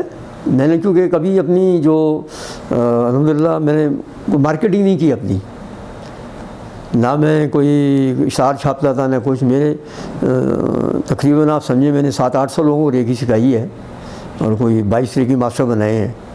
تو وہ سب by mouth, word of mouth, کسی نے بتا دیا، کسی نے بتا دیا. تو الحمدللہ میرے جتنے بھی شاگرد ہیں جو ریکی ماسٹر بنے، میں انہی کو بناتا ہوں جو مجھ سے سیکھ کے جائیں ریکی. اس کے لیے کہ پھر میں جس طریقے سے میں تربیت دیتا ہوں ریکی کی مختلف لیولز کی، تو وہ ماسٹر لیول تک چلتے ہیں. وہ پھر آپ کو ای میل وغیرہ دے دیجیے گا، تو پھر ہم اس کو جب آپ کی بات کر رہے ہوں گے تو ہم اس پہ وہ اسکرین کے اوپر آپ ای میل، وہ میں نے آپ کو اپنا کارڈ دیا نا، اس پہ دیا ہوا ہے. ہاں.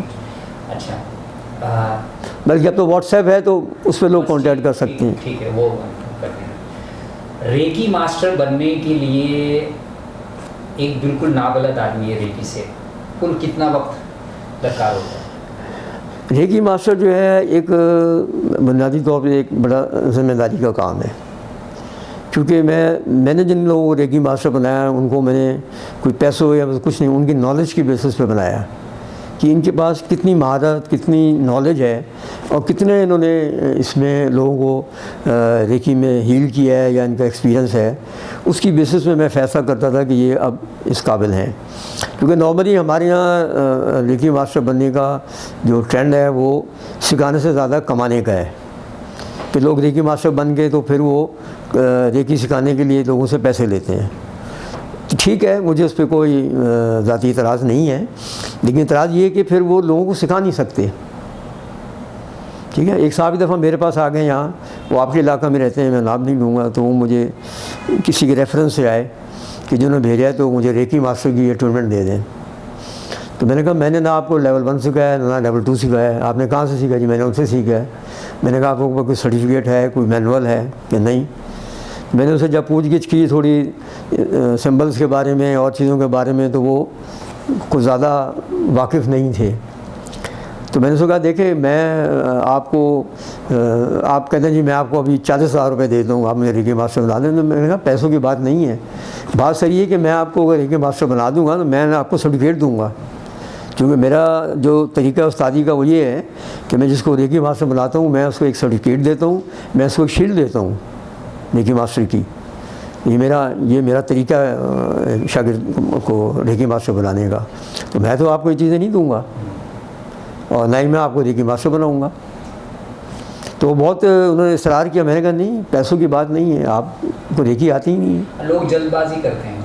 تو اس لیے میں سمجھتا ہوں کہ میں تو اس کے حق میں ہوں کہ آپ ریکی ماسٹر اسی کو بنائیں کہ جس نے صحیح طرح تعلیم دینی ہو، جو تعلیم جانتا ہو، پھر وہ بے شک لوگوں کو آگے اٹونمنٹ دے، اس سے وہ اپنی فیس لے، جائز ہے وہ. لیکن خالی محض اس لیے ریکی ماسٹر بن جانا کہ آپ کو پوری طرح ریکی نہ آتی ہو اور پھر آپ نے اس میں پیسے کمانے ہیں، تو میں لوگوں کو کہتا ہوں کہ دیکھیں ریکی جو ہے بنیادی طور پہ لیول 1 اور 2 میں ختم ہو جاتی ہے. ٹھیک ہے، ریکی جتنی بھی ہے یہ ان 2 لیولز کے اندر ختم ہے. یہ ہم نے بعد میں ریکی ماسٹر بنانے کے لیے لوگوں کو پیسے بٹورنے کے لیے لیول A کرا دیا، 3 لیول 3B کرا دیا. یہ سب ٹوٹکے ہیں ایسی بازاری قسم کے مارکیٹنگ کے لیے، یہ اس میں نہیں ہے. ہاں تو نہیں، یہ چونکہ مارکیٹ میں ہو رہا ہے، میرے پاس لوگ آتے ہیں اور میں اس چیز کے حق میں نہیں ہوں. جس نے مطلب ریکی جو ہے لیول 2 کے بعد ختم ہے. جتنی ریکی کی جتنی بھی نالج، کہ دیکھیں ماسٹر لیول میں آپ کو صرف اور صرف اٹونمنٹ دینا سکھایا جاتا ہے. ٹھیک ہے، بیسیکلی کیا چیز ہے ریکی ماسٹر؟ اس میں آپ کو جو ماسٹر سمبل ملتا ہے وہ بیسیکلی اٹونمنٹ میں یوز ہوتا ہے. بہت سے لوگ اس کو ہیلنگ میں بھی یوز کرتے ہیں، لیکن میں کہتا ہوں ہیلنگ اس کے بغیر بھی ہو جاتی ہے،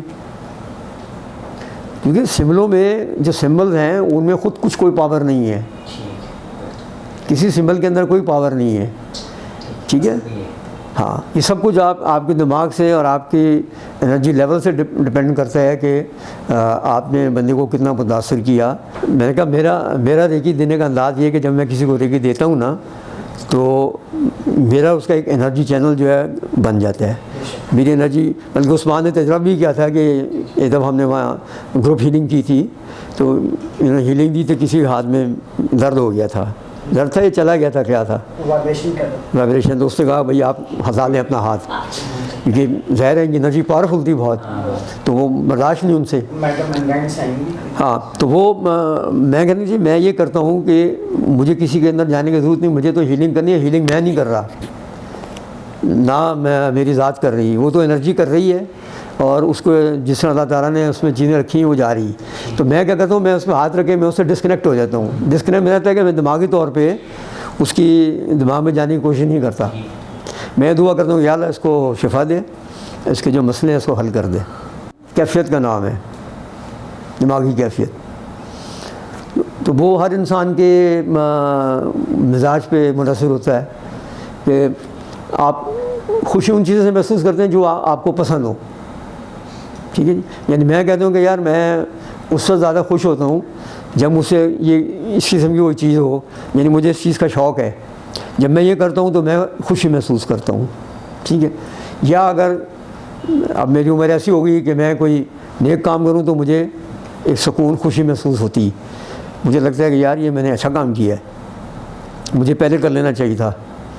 تو اس لیے میں کہتا ہوں یا اللہ تو اگر میں کسی ایسے بندے تک نہیں پہنچ سکا جس تک پہنچنے کی ضرورت تھی، تو اس بندے کو میرے تک پہنچا دے یا مجھے وہاں تک پہنچا دے. تو یہ جب آپ اس قسم کی دعا مانگتے ہیں تو آپ پہنچ جاتے ہیں. مجھے یہ 2-3 چیزیں میں آپ کو بتا دوں، بڑا اللہ کا بڑا کرم رہا میرے اوپر کہ جیسے میں نے آپ کو بتایا کہ میں نے اپنی جب PhD کی تو یہ بھی ایک پاکستان میں پہلا آدمی تھا جس نے ریکی میں PhD کی، لیکن اسپیشلائز ریکی میں کیا، سرچ پیپر لکھا. پھر جب میں ملیشیا گیا تو وہاں میں نے یوگا کورس کرنے کی ٹھانی. تو وہاں ملیشیا میں انٹرنیشنل یوگا کورس ہوتا ہے. تو ملیشیا میں یوگا بہت پاپولر ہے کیونکہ وہاں ہندو بھی ہیں، وہاں کرسچن بھی ہیں، مسلمان بھی ہیں، سکھ بھی ہیں، پارسی بھی ہیں. پارسی تو بہت کم ہے لیکن کرسچن ہیں. تو لیکن ان میں بڑی ہم آہنگی اور بڑی ٹالرنس ہے ایک دوسرے کے لیے. تو وہاں جو یوگا کا انسٹیٹیوٹ تھا وہ ہندوز کے پاس تھا. تو میں وہاں چلا گیا. وہ جو ریکی ماسٹر تھے، وہ یوگا ماسٹر تھے، وہ بڑے مشہور تھے، پتہ کہ دنیا کے نمبر 2 یوگا ماسٹر رہے ہیں. تو اور وہی وہ کورس چلاتے ہیں، یہ انٹرنیشنل یوگا انسٹرکٹر کورس. میں وہاں گیا، میں نے اس سے پوچھا جی مجھے یہ کورس کرنا ہے. تو وہ لڑکی بیٹھی تھی ہندو، اس کا نام گیتا تھا. تو کہنے کی کہ سر آپ کی ایج کتنی ہے؟ 62. تو آپ بھول گئے، آپ نے کہا یوگا کرنا، کبھی آپ نے یوگا کیا ہے؟ میں نے کہا نہیں. کہ پھر آپ کیوں کرنا چاہتے ہیں؟ میں نے اس کو اپنا کارڈ دیا. میں کہا دیکھو میں نے بہت سارے علوم سیکھے ہیں اور میں محسوس کرتا ہوں کہ یہ ایک ایسا علم ہے جو مجھے نہیں آتا، جو مجھے آنا چاہیے. اور ہمارے یہاں کنسیپٹ یہ ہے کہ یوگا کا کہ آپ نے صبح اٹھ کے ایکسرسائز کی، سانسیں لی، مشقیں کی، اٹھو بیٹھے کی، بس یوگا ہو گیا جی. میں کہا یوگا یہ نہیں ہے. یوگا کے اندر تو سانس کی مشقیں بھی ہیں، میڈیٹیشن بھی ہے، اس میں ڈائٹ بھی ہے، نیوٹریشن بھی ہے، اس میں بیماریوں کا علاج بھی ہے. تو اس کے بہت سارے 8 حصے ہیں، تو مجھے وہ سارے آنے چاہیے. تو کہہ لیں گی کہ ٹھیک ہے، میں ماسٹر سے جو ہے میں ان سے آپ سے بات کروں گی، تو آپ ان کو آگے کنونس کر لیں کہ وہ آپ کو داخلہ دے دیں. خیر جی، وہ کافی دن بعد، ان کے ماسٹر بڑے بزی ہوتے تھے، 15-20 دن گزر گئے. میں نے کو فون کیا تو کہنے کہ اچھا وہ ماسٹر کہہ رہے ہیں کہ آپ شام کو آ جائیں. میں چلا گیا ان کے پاس، تو وہ مانی سکرن ان کا نام تھا، مانی سکرن. میں نے اس کو اس طرح کیا، گرو جی نمستے. تو وہاں کا اسٹائل ہے، کوئی ایسی بری بات نہیں. تو کہیں گے کہ آپ یوگا کرنا چاہتے ہیں، آپ کیسے کرو گے؟ میں دیکھیں آپ کا کہنے، ایک تو آپ کی میں نے ان سے 3 ڈیمانڈیں کی تھی کہ میں یوگا سیکھوں گا 1 مہینے میں. ان کا یہ کورس جو تھا یہ 8 مہینے کا تھا، انٹرنیشنل یوگا انسٹرکٹر. یعنی آپ چلتے جائیں اور سیکھتے جائیں فیزز میں، کیونکہ اس کے 3 لیول ہوتے ہیں. تو میں نے ڈیمانڈ کیا جی پہلے کہ مجھے یہ 1 مہینے میں کرنا ہے فاسٹ ٹریک پہ. دوسرا میں نے اسے ڈیمانڈ کی جی مجھے فیس کم کریں. کہتے کہ آپ کی ڈیمانڈیں بڑی عجیب و غریب ہیں. آپ کہتے کہ میرے اکیلے کے لیے کورس چلاؤ، پھر آپ کہتے ہیں مجھے فیس بھی کم کرو. تو میں نے کہا جی یقیناً میں خود استاد ہوں اور میں نے چیزیں لوگوں کو پڑھایا ہے، تو میں سمجھتا ہوں کہ ڈسکاؤنٹ دیا جا سکتا ہے، اور ڈسکاؤنٹ مانگنا کوئی بری بات نہیں ہے. تو کہیں گے کہ یار میں آپ کو سے ایک شرط پہ سکھاؤں گا کہ یہ 3 لیول ہوتے ہیں، اور آپ کے لیے مجھے ایک انسٹرکٹر رکھنا پڑے گا فل ٹائم. اور ابھی تک آپ اکیلے ہو، باقی جو ہے وہ 8 مہینے میں پورا کریں گے. آپ اکیلے ہو، اور صبح آپ کو آنا پڑے گا 8 بجے، اور شام کو آپ جاؤ گے 7 بجے. پورے دن آپ یوگا کرو گے، بیچ میں لنچ کی بریک ہوگی. یہ تو ساتھ ہی ہمارا ایک ہوٹل ہے، وہاں ساتھی تھی غذا ملتی ہے ہماری انڈینس کی، وہ بھاجی واجی وہ آپ کھاؤ گے، اور وہ سارا، اور یہاں چائے وائے مل جائے گی، اور باقی آپ یوگا سیکھو. میں نے کہا جی مجھے منظور ہے. کہتا اگر آپ نے وہ لیول 1 10 دن کا تھا، اس میں اگر آپ نے اچھی پرفارمنس دکھائی اور آپ نے یہ جو ہمارے پوزز ہوتے ہیں بنا لیے، تو میں آپ کو نیکسٹ لیول میں لے جاؤں گا. اچھا، ان کا یہ ہوتا ہے کہ جو انٹرنیشنل یوگا ہوتا ہے، تو انہوں نے وہاں ملیشیا میں کونسل بنائی ہوئی ہے، ملیشین یوگا کونسل. اس کا ایک نمائندہ آتا ہے، وہ آپ کو ٹیسٹ کرتا ہے، کیونکہ ظاہر ہے کہ آپ کو اتنی بڑی ڈگری دے رہے ہیں، تو وہ آپ کی نالج وغیرہ ٹیسٹ کرتا ہے. تو کہتا ہے پہلا لیول تو میں ٹیسٹ کروں گا تمہارا، اور جو باقی 2 لیول آئیں گے پھر ان کا نمائندہ ہوگا، وہ آپ کو چیک کرے گا. تو میں نے کہا ٹھیک ہے جی آپ سٹارٹ کریں. تو خیر مجھے انہوں نے ایک اپنی وہ شرٹ دی، کہنے پرچیز کریں. میں نے یوگا شرٹ ہوتی، ٹی شرٹ تھی وہ تھی، ساتھ ایک وہ ٹراؤزر تھے، اور ایک میٹ تھا یوگا میٹ. کہنے یہ باپ ساتھ لے کے آیا کرنا روز. تو بڑا اچھا بیگ تھا، اس میں وہ پیچھے لٹکا دیتے تھے. میں نکلا تھا، میں نے شروع کر دیا. الحمدللہ وہ ان دنوں میری فٹنس بھی بہت اچھی تھی. یعنی اگر میں نے زندگی میں فرسٹ ٹائم اپنا جو ویٹ تھا وہ اپنے ہائٹ کے حساب سے مینٹین کیا. تو جب میں نے شروع کرنا شروع کیا تو مجھے بڑی جسم میں لچک محسوس ہوئی کہ یار یہ میں ایسے ہی اپنے آپ کو سمجھ رہا تھا. تو شاید یوگا کا اثر تھا، ایکسرسائزز کا، کہ میرے باڈی نے رسپونڈ کیا، میرے جسم نے، اور میں نے اس پہ ایکسرسائزز وغیرہ.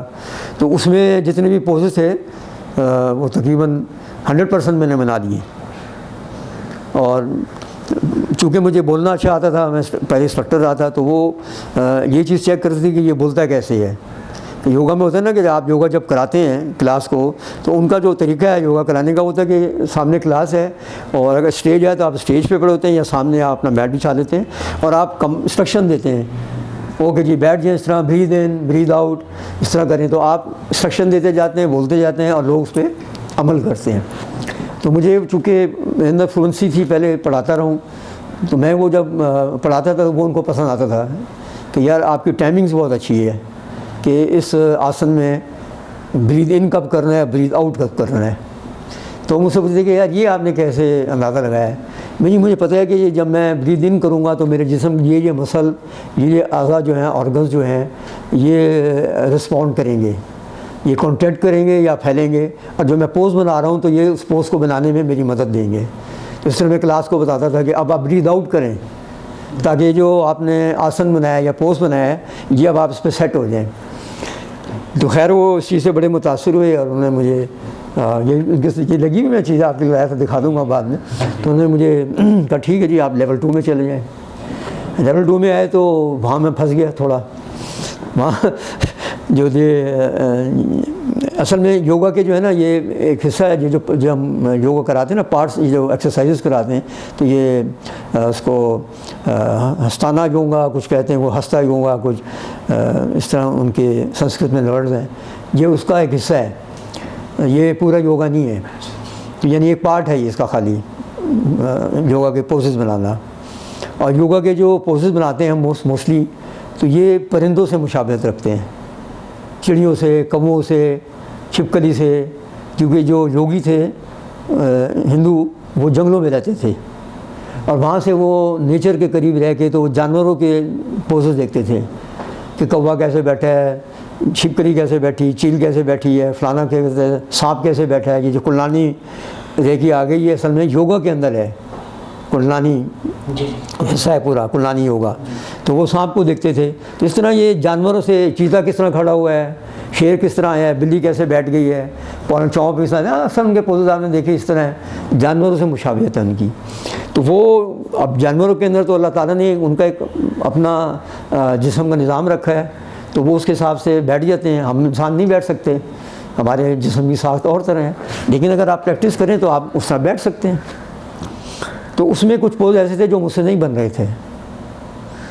تو لیکن ایک پوز ایسا تھا کہ سر کے بل کھڑے ہونا، تو وہ بہت سے لوگوں سے وہ نہیں بنتا تھا. تو میں تو خیر ایک اکیلا تھا کلاس میں. اب اس لیول 2 میں ایک خاتون آ گئی چینی، وہ خالی لیول 2 کرنے آئی تھی، باقی لیول 1 انہوں نے پہلے کیا ہوا تھا، وہ شامل ہو گئیں. تو وہ بناتی دھام سے نیچے گر جاتی تھی. تو میرا استاد بڑا اچھا تھا جو اس کا نام نابا نسان، وہ بھی ہندو تھا. مجھے کہتا تھا ڈاکٹر تم ایسا کرو، یہ اپنا سر نیچے رکھو اور بلکہ یہ جو ہے نا دیوار تم اس پہ اپنے ہاتھ چڑھتے ہوئے چڑھو اس کے اوپر، اور چڑھنے کے بعد اپنی ٹانگیں الٹی کر دیں. میں نے کہا کہ یار تھک کر کے ٹانگیں دیوار سے لگ جاتی تھی پاؤں. اور کہتا اب کھڑے رہو یوں ہی. تو جب میں کھڑے رہا کہتا اب آہستہ آہستہ نیچے لاؤ اپنا سر، زمین سے ٹکا دو، کیونکہ سر ہوتا ہے کہ آپ کا خلاخا سا فریکچر نہ ہو جائے اگر آپ ایک دم سے اٹھیں. تو نیچے سافٹ سا ایک وہ دے دیتے تھے گدی رکھنے کے لیے، تو ہیڈ اسٹینڈ اس کو کہتے تھے. اب لیکن عمل تو ہوتا تھا کہ جب ہاتھ کے بل کھڑے ہوں، آپ نے ہاتھ کے بل کھڑے ہوئے اور پاؤں جو آپ نے دیوار کے ساتھ لگا دیے، تو اس کو وہ ہیڈ اسٹینڈ کہتے ہیں. تو اگر آپ کی طاقت ہے بازوؤں میں اتنی تو آپ کر لیتے ہیں. یہ میں کر لیتا تھا بڑی آرام سے، باقی کام اس سے نہیں ہوتا تھا. تو جو میرا ماسٹر تھا وہ بڑا انٹیلیجنٹ، مجھے کہنے لگا کہ تم ایسا کرو، یہ ایک ہمارا سینٹر ہے یہاں، اس سینٹر میں تم سنڈے کے روز کلاس ہوتی ہے وہاں 3 گھنٹے. تو ہماری ایک بہت پرانی یوگا انسٹرکٹر ہے، چینی ہے، اور وہ اس نے 30 سال کی عمر سے یوگا سیکھنا شروع کیا تھا. And she is 60 and she is expert. تم جاؤ اس کے بعد بتاؤ، کہنا مجھے ماسٹر نے بھیجا ہے اور میں نے آج یوگا کلاس کرنی ہے. کہتے تم اس کے بعد جانو تمہیں پوز بنانا بتائے گی. جب میں گیا تو میں نے وائف کو تم بھی آ جاؤ بھیا یوگا سیکھ لو. تو چلے گئے وہاں، کیونکہ وہاں مرد اور سارے یوگا کر رہے تھے. تو وہ عورت بڑی ایکسپرٹ تھی، وہ یوگا کراتی تھی، اور لگتا نہیں تھا کہ یہ اتنی 60 کی ہے. وہ عمر سے بمشکل 35 سال کی لگتی، وہ ینگ سی، بڑی فٹ رکھا ہوا تھا اس نے آپ کو. تو خیر اس نے مجھے دیکھا یہ نیا بندہ ہے تو مجھے بلا لیا گیا. تو کون؟ میں نے بتایا تھا جی میں یہ ہوں، اور یہ سرٹیفکیٹ بھی تھا. کہنے کہ کیوں آئے ہو؟ میں کہ جی میں کورس کر رہا ہوں اور اس پہ آپ نے سائن بھی کرنے میرے، میں نے آپ کی کلاس اٹینڈ کرنی. اور یہ 2-3 پوز ہیں مجھ سے نہیں بنتے، آپ مجھے بتائیں کیسے بنانے. کہنے اچھا ٹھیک ہے. وہ اس نے لگا دیا کلاس کو. اس نے میرے پاس آئی، کہنے یہ پوز، کہنے کہ دیکھو ایک چیز یاد رکھنا، یوگا میں زور لگانے سے پوز نہیں بنتا. یعنی آپ زور لگا رہے ہو نا، ایسے نہیں بنتا. تم اس چیز کی غور کرو کہ تم نے جسم کی کس چیز کو حرکت میں لانا ہے. اگر ٹانگوں کو موڑنا ہے تو ان کو آرام سے موڑو، اس پوزیشن میں لاؤ کہ یہ ان میں کھچاؤ پیدا نہیں ہو، یہ تمہارے مسل جو ہیں یہ ریلیکس رہیں. اور پھر وہ جو تم نے پوز بنانا ہے اس کے لیے یہ جسم ریلیکس ہو جائے، اس کے مسل جو ہیں یہ جو ہیں رسپونڈ کریں گے آپ کو. پھر اس نے مجھے کھڑے ہو کے ہدایات دیں، اور واقعی میں بالکل حیرت میں رہ گیا کہ میں نے وہ پوز بنا دیا. کہہ بن گیا نا؟ میں نے کہا کہ نہیں آپ ہٹنا نہیں، اس کو کہتے ہیں کہ اس کو تم اسٹیبلش کرو. یہاں آپ تم اسٹیبلش یہ کرو کہ تم سانس 2-3 بار باہر نکالو. اب باہر نکالو تو فیل کرو کہ تمہیں اپنے اندر کچھ آرگنز اور چیز فیل ہوتی ہے. اچھا میں وہاں رہتے ان چیزوں سے کافی اویئر ہو گیا تھا کہ یار یہ ان چیزوں پہ غور کرنا چاہیے. ہم تو بات کراتے ہیں نا پارک میں، اور جی یوگا کر لو، تو سوچتے نہیں ہیں وہ بن گیا نہیں بنا اٹھ گئے بس جی وہ ہو گیا، ہاتھ اوپر کر لیے یوں کر لیے. یہ جو باریکیاں تھیں، یہ نزاکتیں، یہ مجھے یار یہ سانس لو تو اندر فیل ہونا چاہیے. اس نے مجھے کہا کہ تمہیں ابھی بھی نہیں فیل ہوا. میں کہا نہیں ہوا. کہتی دوبارہ کرو. پھر اس نے بنوایا. کہتی اب جب تم بریدھ ان کرو گے تم دیکھو تمہارے پیٹ کی کیا پوزیشن ہے، تمہارے پیٹ کا سانس جو ہے وہ کہاں جا رہا ہے. تو شکر ہے وہ اس نے مجھے طریقہ سکھایا، اور میرا خیال ہے 6-7 منٹ میں وہ سیکھ گیا. اور میں حیران، میں نے کہا یار میں تو بڑا پریشان ہوتا کہ یہ چیز بن نہیں سکتی. کہنے نہیں زور نہیں لگاتے. اور دوسری مجھے کہنے یہ چیز یاد رکھنا کہ اگر تم کوئی پوز بنا رہے ہو اور وہ کسی چیز میں تمہارے آرگن میں رکاوٹ پڑ رہی ہے اور وہ آرگن مزاحمت کر رہا ہے تو زور نہیں لگانا، تمہاری انجری ہو جائے گی. اور واقعی وہ بعد میں ثابت ہوئی، جو اس کی میں نے ایوالویشن کی میں آپ کو بتاؤں گا. تو بہرحال جی وہ میں نے بنا لیا. میں نے لیول 2 بھی الحمدللہ پاس کر لیا، ان کا نمائندہ کیا ہے. تو ان کا طریقہ یہ ہوتا تھا کہ وہ رینڈم کہتا تھا کہ یہ جی آدمی ہے، اس کو کمر کی تکلیف ہے یا اس کو استھم ہے، تو کون سا پوز یہ بنائے اور کتنی دیر کے لیے بنائے، کتنی بار بنائے، بنا کے بتاؤ. تو میں اس کو بتاتا تھا، پوز بنا کے وہ دیکھتا تھا، پھر وہ کاؤنٹ کرتا. پھر وہ پوچھتا تھا اچھا فلانی پرانا یاما وہ کہتے ہیں بریدنگ ایکسرسائز، اس میں سے کوئی ایک سوال نکال دیتا کہ یہ بریدنگ کرنی ہے، یہ کس بیماری کے لیے، کس طرح کریں گے، اس کا کیا پوزیشن ہوتی ہے، کیا طریقہ ہوتا ہے. تو وہ وربل ایک طرح کا ٹیسٹ ہوتا ہے، ریٹن کچھ نہیں ہوتا تھا. وہ آپ کو ٹیسٹ وہیں پہ کرتے تھے آن گراؤنڈ. آدھا گھنٹہ پون گھنٹہ وہ ٹیسٹ کرتے تھے، پھر وہ اپنے مارکس دے دیتے تھے. تو الحمدللہ وہ میں نے کر لیا. وہ مجھے ماسٹر نے کہا جی تم اب جا رہا لیول 3 میں، لیکن یہاں سوچ رہو یہاں ذرا مشکل کام ہے. تو اس میں ٹوٹل کورس میں 168 پوسٹ بنانے ہوتے ہیں. تو جو لیول 3 تھا اس کے اندر تقریباً 38 پوسٹ تھے. اب میں نے 25 تو بنا لیے، باقی مجھ سے بن ہی نہیں رہے تھے.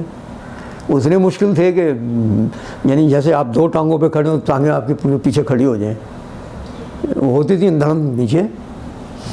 اب وہ ماسٹر کھڑا ہو جاتا فٹ. اب اس کی باڈی میں ایسی تھی، ہاں وہ ایسے کر رہا تھا، میرے سے نہیں ہوتا تھا. میں نے کہا یار یہ تو جتنے بھی تم نے پوز بتائے بھائی مجھ سے نہیں ہو رہے. بڑی بیچارے نے پریکٹس کرائی، محنت بھی کی. کہتے یار اچھا ایسا کرو، تم نے آلموسٹ ڈن تو کر ہی لیا ہے، تم باقی چیزیں تمہاری بہت اچھی ہیں، تم نے اچھی پرفارم کیا ہے، تم نے محنت بھی بہت کی ہے. اور بڑا کیونکہ پھر میری ایک دن کی بھی چھٹی نہیں تھی، لگاتار مجھے جانا تھا، کیونکہ آورز ہوتے ہیں ان کو، وہ آورس پورے کرنے ہوتے ہیں کورس کے.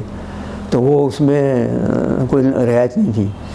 تو وہ کہنے گے یار یہ جو تمہارے 10-12 پوز رہ گئے ہیں نا، تم اس کی جگہ 2-3 اور یہ پوز بنا کے دے دینا. اور یہ جو تم سے نہیں بن رہے ان کے لیے میں ان کو کہوں گا تم وربلی بنا کے بتاؤ کہ جی کیسے بنتے ہیں، یہ ان کو ایکسپلین کر دو. میں نے کہا ٹھیک ہے. تو ان کا ایک نمائندہ آیا تھا، جو کوئی عورت تھی، بڑی ایکسپیرینس. اس میں سوال کیے. میں نے کہا جی یہ پوز میں میری باڈی میں بھی اتنی فلیکسیبلٹی نہیں ہے. وہ کہنی اس سے اس نے کہا ہماری زندگی میں پہلی بار کوئی بندہ ہے 62 سال کی عمر میں یوگا کرنے. یعنی لاسٹ بندہ آیا تھا اس کی ایج 54 تھی، and you are the person who come 62. تو بہرحال ہم تمہاری داد دیتے ہیں کہ تم نے اتنی محنت کی ہے اور تم نے اتنی ایفرٹ کی ہے کہ تم نے یہاں تک پہنچ گئے ہو.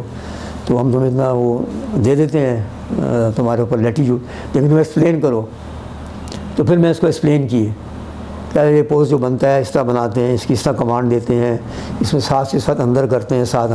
اصل میں یوگا میں ہر وقت بریدھ ان بریدھ آؤٹ ہوتا ہے. ہم تو یہاں تو ایک ہی دفعہ آپ کو کہتے ہیں نا لیٹ جاؤ بریدھ ان، پھر 5 دفعہ بریدھ آؤٹ، جس کا مرضی ہے سانس ٹوٹ گیا. وہاں تو وہ ایک ایک آپ کی گنتے ہیں، کیونکہ ہر وقت آپ کو بریدھ ان بریدھ آؤٹ کرنا ہوتا ہے. سانس تھوڑی آپ روک سکتے ہیں. تو جب بھی آپ سانس باہر نکالو گے آپ کو بولنا پڑے گا بریدھ آؤٹ. تو اب آپ کو پہلے سوچنا پڑتا ہے دماغ سے، اچھا یہ میں پوز جو بنا رہا ہوں اس میں بریدھ ان مجھے کتنی دیر کے لیے کرنا ہے اور بریدھ آؤٹ کب کرنا ہے، کیونکہ اگر میں نے پہلے بریدھ آؤٹ کر دیا تو ٹھس کر کے میرے سے بنے گا نہیں ہے. تو آپ کو پوری ایک مینٹل مووی بنانی پڑتی ہے. تو وہ بہت اچھی چیز ہے کہ آپ اس کی پوری باریکیوں کو سمجھیں. تو وہ میں نے ان کو خیر بتائی، الحمدللہ جی وہ مطمئن ہو گئے. انہوں نے مبارکباد بھی بہت دی. بلکہ بعد جب میں وہاں سے واپس آیا تو مجھے پھر انویٹیشن بھیجا، بھائی ہمارا اینول فنکشن ہے انٹرنیشنل یوگا اسٹرکچر کا دسمبر میں. تو آپ آئیں پاکستان سے، ہم سیلیبریٹ بھی کریں گے، ہمارا گروپ فوٹو بھی ہوگا، انعامات بھی دیں گے، اور آپ کو اسپیشلی ہم ایز اے ماڈل پیش کریں گے کہ آپ نے اس ایج میں یہ کیا ہے۔ میں نے کہا بھائی میں نہیں اب آ سکتا، میں اب چھوڑ کر آ گیا ہوں۔ اب کہا اتنی دور خالی ایک فنکشن اٹینڈ کرنے کے لیے جاؤں، تو میں دوبارہ گیا نہیں۔ تو یہ مجھے ایک اللہ تعالیٰ نے وہاں ایک چیز دی، اور دوسرا یہ ہوا کہ میں نے سلوا سیکھنا شروع کیا۔ تو الحمدللہ میں نے وہاں 4 کورس کیے سلوا کے، اور وہ چاروں کے چاروں میں نے لورا سلوا کے ہاتھوں کیے، جو سلوا انٹرنیشنل کی وہ ہے پریزیڈنٹ، کیونکہ اس کا جو والد تھا اس کا انتقال ہو گیا تھا، ہوزے سلوا کا، اس کے بعد اس نے ٹیک اوور کر لیا تھا۔ تو وہ ایشیا میں صرف ملائیشیا آتی ہے کلاسز کرانے، پورے ایشیا میں نہیں آتی۔ ان کی انٹرنیشنل ٹرینرز ہیں جو مختلف ملکوں میں جا کے سلوا کا کورس کراتے ہیں، اور یا پھر کنٹری ڈائریکٹر ہیں جیسے وہی صاحب ہیں، یہ بیسک سلوا کرا دیا کہ سلوا کو پروموٹ کرو آپ، لیکن ایڈوانس ٹیچنگ نہیں ہے کہیں بھی، ایڈوانس ٹیچر ان کے پاس سے آتے ہیں۔ تو میری خوش نصیبی 2 سال کے دوران اس کے لورا کے وزٹ ہوئی، 2 کورس میں نے ایک دفعہ کر لیے۔ اس کے بعد ایک ان کا کورس تھا، وہ ان کا انٹرنیشنل ٹرینر آیا تھا، وہ ہے کوانٹم سکسیس ماسٹر مائنڈ، وہ میں نے اسے سیکھا۔ پھر دوسرے دفعہ آئی تو میں نے ایک اور کورس کر لیا۔ دیکھیں میرا جو پیغام ہے سب سے بڑا یہی ہے کہ مثبت سوچ اپنائیں، ٹھیک ہے۔ آج کل جو ہے ہر چیز میں شارٹ کٹ نہیں ماریں، ٹھیک ہے۔ شارٹ کٹ جو ہے وہ آپ کو کہیں لے کے نہیں جائے گا۔ اگر آپ نے شارٹ کٹ مار لیا، کامیاب ہو گئے، تو یہ ایسے ہی ہے کہ جیسے ایک شخص 5 جماعت پڑھنے کے بعد 10ویں میں چلا گیا، ان بٹوین اس کو کچھ پتہ ہی نہیں ہے۔ تو آپ محنت کریں، کیونکہ محنت کرنی جو ہے بہت ضروری ہے۔ جب تک آپ محنت نہیں کریں گے تو آپ کو زندگی میں کچھ ملے گا نہیں۔